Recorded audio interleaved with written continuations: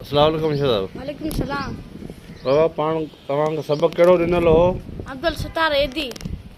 अब्दुल सत्तार ईदी। जी अच्छा, सबक़ यादि कयो? जी याद। अच्छा, अगरि तव्हां खां केरु पुछा करे त अब्दुल सत्तार ईदी जे बारे में तव्हां ॿुधायो, तव्हां छा ॿुधाईंदव?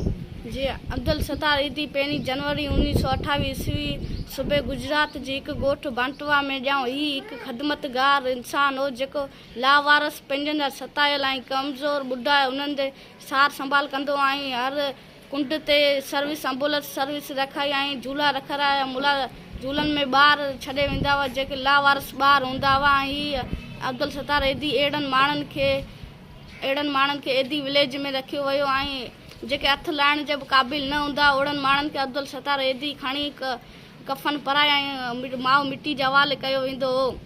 अब्दुल सत्तार एदी हिकु नेक इंसान हो। अब्दुल सत्तार एदी जो मौत 8 जुलाई 2016 ईस्वी 88 सालनि जी उमिरि में थी ऐं हिन जी आख़िरी वसियत हुई त अखियुनि समेत ॿिया बि उज़वा तई तौरु ॾिना वञनि ऐं हिन जी जनाज़े निमाज़ नेशनल स्टेडियम में थई। कहिड़े शहर में? नेशनल स्टेडियम में थई। शहर कहिड़ो? कराची में थियो। हा, ठीकु आहे, बहितर। ॾिसो, सबक़ पढ़ण जो मक़सदु इहो ई हूंदो त असां उनखे मुकमल तौरु सम्झी सघूं। कंहिं बि सबक़ जो उनवान पढ़ो, उनवान ॾिसो कहिड़ी शइ जो आहे। पाण अक्सर करे ॿारनि खां सबक़ पढ़ी चलो लिखाई में त यादि करे वेंदा आहिनि, ग़लतियूं घटि कंदा वेंदा आहिनि, मगर उनजे बारे में हिस्ट्री जी उनजी ॼाण नथी हुजे। त हर सबक़ खे अगरि तव्हां ईअं पढ़ंदव न त तव्हांखे जॾहिं पेपर में सुवाल जवाब ईंदा न त तव्हांखे कापी ॾिसण जी, कापी नक़ल करण जी ज़रूरत बि कोन पवंदी ऐं उन खां पोइ तव्हांखे भले कंहिं टाइम ते केरु बि सुवाल पुछा करे सघे थो। ठीकु आहे, उनजो जवाबु तव्हां आसानी सां ॾेई सघो था। सबक़ खे हमेशह उनजे मुताबिक़ पढ़ो जेको उनवान आहे। मिसाल जी ॻाल्हि, हींअर पाण हलूं था जुडे शहर, मोटरसाइकिल ते हलूं था, सॼो जुडो शहर घुमी वापसी वरी अचूं त तव्हांखे सॼो यादि हूंदो किथे वियासीं, छा कयोसीं, छा खाधोसीं, छा पीतोसीं।